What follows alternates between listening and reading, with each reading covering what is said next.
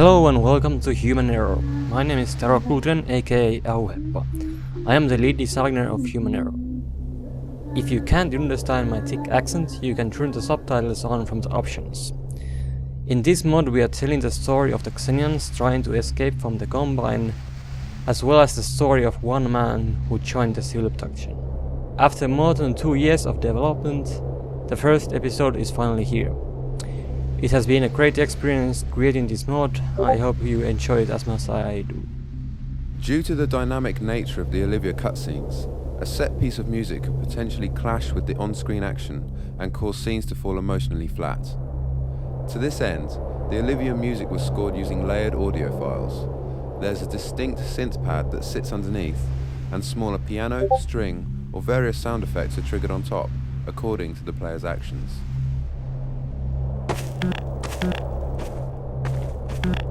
This is the third version of the introduction map. It started as a cutscene where the player's Viet will be forced to follow Olivia using the point beam control entity.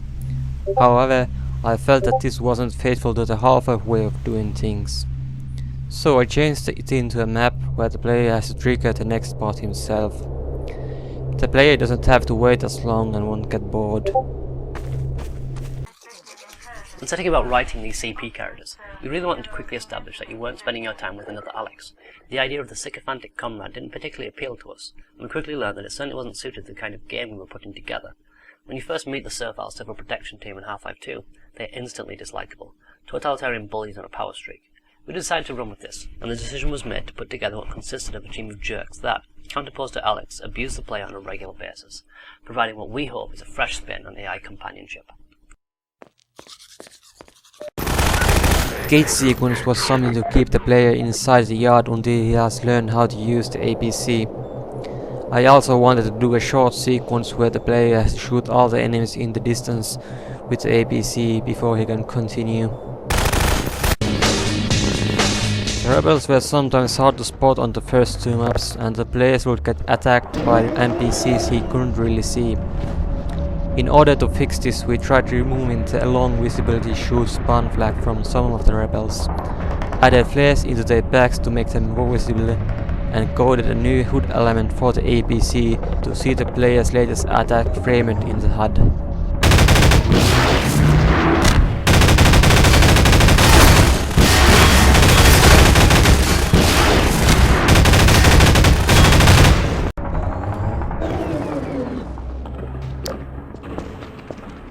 In the marketplace, I wanted to deliberately block the APC's path so that the players would have to drive through the wooden shelters and tables, breaking them as he would go on his way. Since you are driving what is essentially a riot tank, I wanted the players to get a feel of it, to make most of the weight behind the APC and give players a sense of power. To this end, I made the tables and shelters breakable. Later on, I also made the tram and the bridge trees breakable. Noah's character took the longest to mature. Initially he was born out of our reservations toward the negative aura Eloise and Larson projected, and was thus a far more amiable and likeable individual. You know, he was more even-tempered and mild-mannered. He even had a backstory that conveniently explained his tragic decision to join the bad guys. He even said nice things to the player when he did a good deed. This was boring. So, Noah went through a radical, overnight change. He became the superior officer of the team. Now, as far as clichés go, you ultimately have no choice but to be an ignominious tit, and so the new Noah was born. He bossed people around, he called them names, he flaunted his position, and he hated the player. What we ended up with was the most despicable of the CP team, and we kind of like him that way. Anders, what the fuck? Where's Eloise? I asked, nay, demanded her, not you. Not once did I mention your name, but here you are, standing in front of me like an asshole. The musical style of Human Error was fairly tricky to get right. Human Error presents an interesting mix of the pure Half-Life 1 and 2 universe, coupled with strong personification of the Civil Protection, who of course were only faceless cannon fodder in official games. As a result of this different perspective, I kept the original sound set developed by Kelly Bailey, that being very urban electronic synthesized sounds, and also added a live feel to the music using more classical instruments that are more recognizable to the player's ear. This is one of the first big gameplay sequences, which also introduces the idea of player having to recharge the generator while the bodyguards try to disable them. In the third stage of the battle, we also explain how the combined computers are getting hacked, which will then make the next chapter a lot less confusing.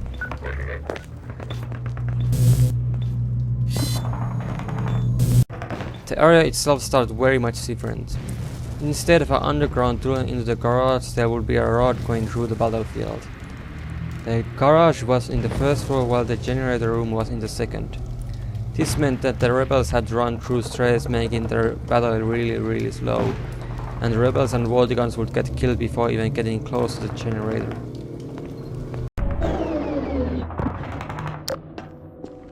This sequence changes a lot. We had a scene here where there would be an ice cream truck full of rebels driving in front of the player. The scene would end up too easily when the players could shoot down the rebels and driver with few shots. There was also a problem with the AI, which were designed to drive a path so that it would be always at a certain distance from the player. Ross suggested bringing back the manta rays from Half-Life 1. Unlike the ice cream duck, they would be a lot easier to respawn and the AI was easier to code. But then there was a problem on how the manta rays would attack. Finally, when a level designer asked about having a tram as a simple visual element, it occurred to us to have the rebels in a tram. This solved all the previous problems. The university in Human Error was inspired by my own university in Oulu, Finland. It is a big, almost castle-like building with a lot of maze-like corridors that you can get lost in. The controllable manhacks record a confined space so that the players couldn't fly to areas where he could see outside the skybox. This type of interior was also useful for more interesting alien grunt gameplay where the players could close the doors to avoid getting attacked by the bees. The controllable manhacks weren't the initial design of Human Error, but when I got them working on the first time they changed the whole mod. They quickly became something that defined Human Error in the direction we wanted to take the mod. They consist of 3 entities. The first one is the weapon manhack.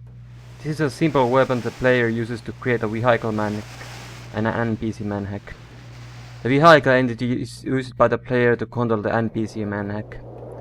The metric model the player can see while flying in manhack field is actually the vehicle. This area started as an experiment for controllable manhack puzzle. That part has stayed pretty much the same. The player has to take one of the manhacks, go through an A-weld and fly to the generator, disabling the force field. This is also the introduction area for the alien grunts in Human Error. There were, however, some problems with that battle. One of the playtesters would often run back to the room where he had started with all the manhacks. He would get cornered by alien grunts and rebels, unable to escape and get killed.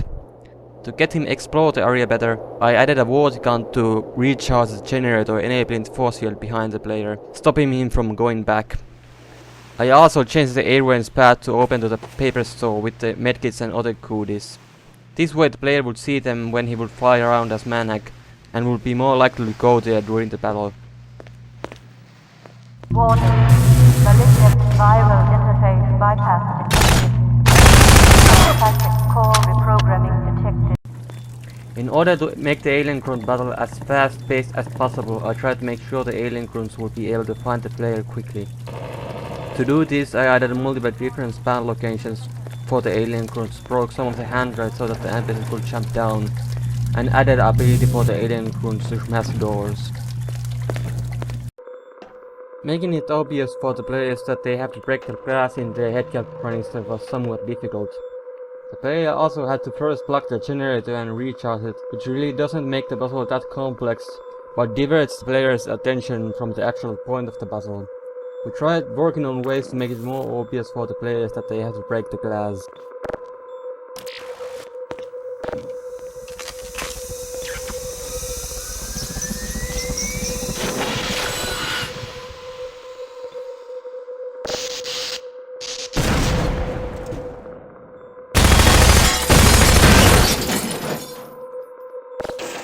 Where do you think you're going? You can't get the stock from there, it's a dead end.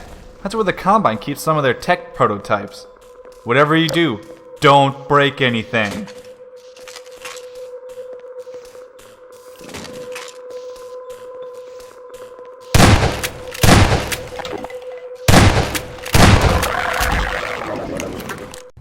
One thing that often gets commented was the lack of alien grunts armor.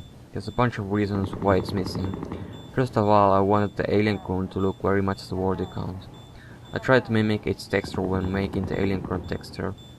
The Vortigaunts are not wearing anything, so nor should the alien clones. I also didn't want to come up with a look for the armor, since it would have to be different from the Combine, and it wouldn't be seen anywhere else in the game.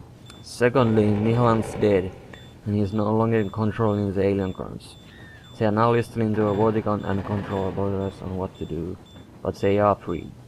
The alien controllers and Vortigaunts were both wearing something resembling the shackles in Half-Life 1, and so did the armor symbolize the Nihilan's power over the alien clones. They have also been on Earth for some time, so they could have simply lost their armor during battles. Still, having all the Xenians look alike and have a distinction between the combined twins and the Xenians was the most important reason behind removing the armor.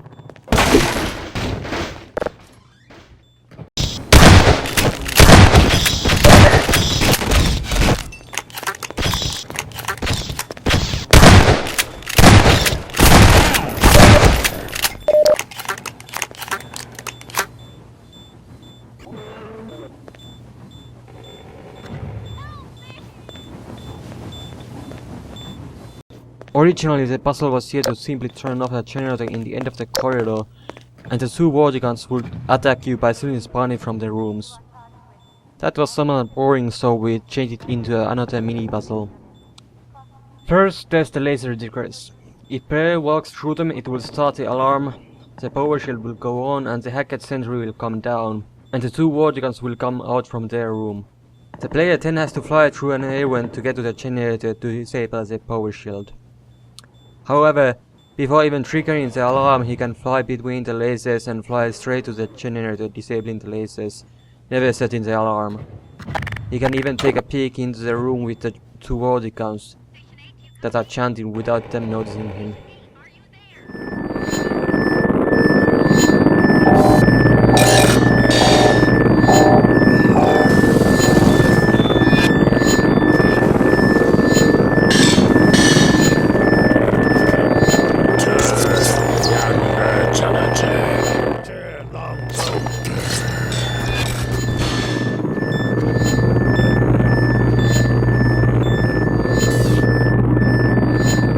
Here we have another type of man-hack puzzle. Again, you have to fly through an area where the player can't get himself, but this time with an added difficulty. Behind the closet doors there's also two robots that will shoot the man-hack when he tries to get to the wood boards.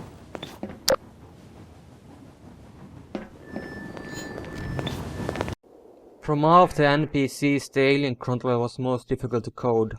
Not only are they able to fly, but to land and lift off as well. In addition to their fireball attacks, they also have a telekinesis. No regrets. You are an infected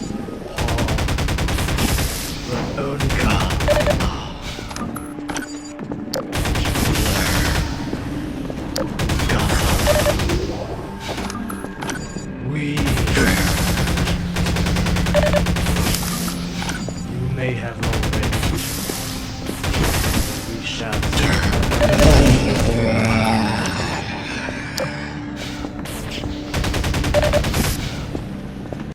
Human error was originally thought to be divided into three clear parts. One for the APC, one for the manhacks, and one for the Silver Traction team. The mod didn't quite end this way. You use the manhacks in the third chapter and you have Noah fighting next to you in the first.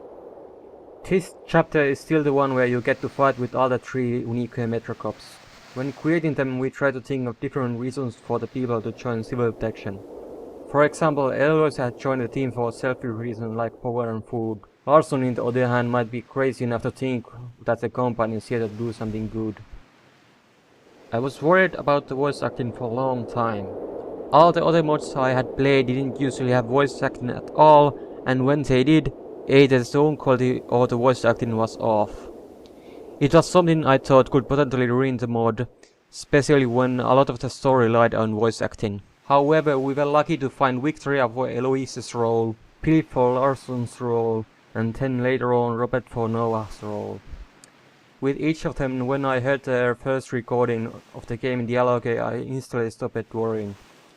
Hearing the game dialogue and having the character come alive was fantastic. Working on the voiceovers and putting them in-game quickly became one of my favorite things to do in the mod. Once we had our palette of characters, Eloise, Nora and Larson, we felt we'd tapped into something innately comedic. The more we discussed what kind of people they were, and how and why they came to be part of the Combine regime, the more we realised that their interactions with one another could be exploited in such a way that provided us with the necessary equilibrium of character. They are unpleasant, but, hopefully, they are amusing too. Although we ultimately decided to run with their exaggerated personalities, we were very nervous about putting it into play. Neither Hepper nor I are comedians. We had some reservations about the whole idea, especially juggling the gameplay ideas we had to execute too.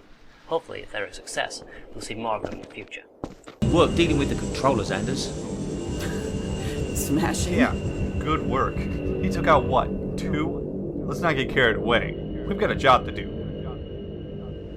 We know what they're after now. Whilst you were monkeying about in the university, one of the captured Vortigons talked, with a little persuasion. They're making a desperate stab for that rock in the center. We know what it is now, too. It's a fragment from Zen, the border world. We always knew that. We did? Yeah, we knew that. I don't think we did. A mysteriously shaped rock in the middle of a university, mined for rare amber crystals with teleportation properties, known by most to have been implicated in the Black Mesa incident. A very strict Combine policy on no Zenians, citizens referring to said mysteriously shaped rock as the rock from Zen. I knew that. No, you didn't, because you're an idiot. Don't talk to me like that. I am your superior. Now, what was I saying? You were saying that the village folk were heading for that rock buried in the epicenter of this rat trap, and it's our job to get there first and kill them all. Does that about cover it? I hate you. I guess we'll go this way. Yes, it's that way. How do you know? I do. Okay then. Trust me, I know what I'm doing. I love you, really. Start dreaming. I already do. I dream. Do you want to hear my dream? We don't even want to hear your breathing. Let's go. The orange laser beam attack of the manta rays was somewhat boring, so it was not really used in Human Error. Instead, we decided to use the manta rays to deploy troops like they did in Half-Life 1. This was particularly useful in the final battle, where the manta rays will start spawning after all the force shells are up. This battle in this mess was ordinary against unlinked controllers only, so we wanted to introduce the manta rays and their functionality before the final battle. Can't exactly do much else until the turret.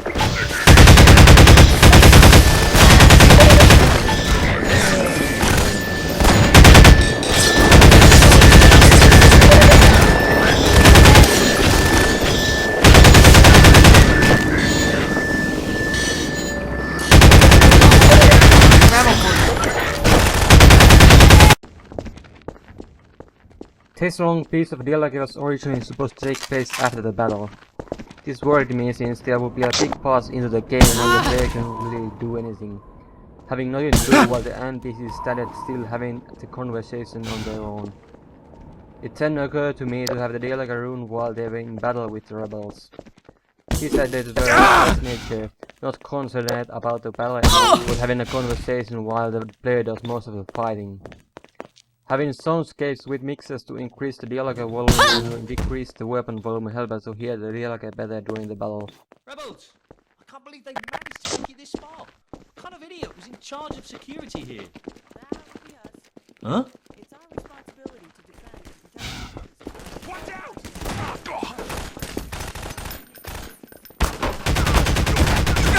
When the air defense system has finished recharging, it will start shooting down the manta rays. There's still a short more when the Vortigons might have chance to disable the generators, but soon the manta rays will stop spawning and the battle ends. After originally creating a generator recharger for some of the puzzles, I decided to use them in this final battle as well. After giving the big role, we wanted to make sure the players would know how to use them, so we added them into the early parts of the game. Same with the air defense system. They were not originally in the mind control chapter, but seeing them there makes more sense. In the third phase, when all 3 generators are online and no enemies can spawn behind the power shields, the air defense system will start powering up. Since all power shields are online, no enemies can get into the area by feud. This is when the mantras will start spawning, and when they get in the area they will try to teleport Vortigaunts into it. If the Vortigaunts succeeds, the battle will go back into the second stage.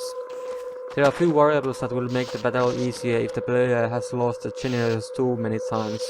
In the second stage of the final battle, the player has recharged the 3 generators in the area. Every generator powers up a single power shield.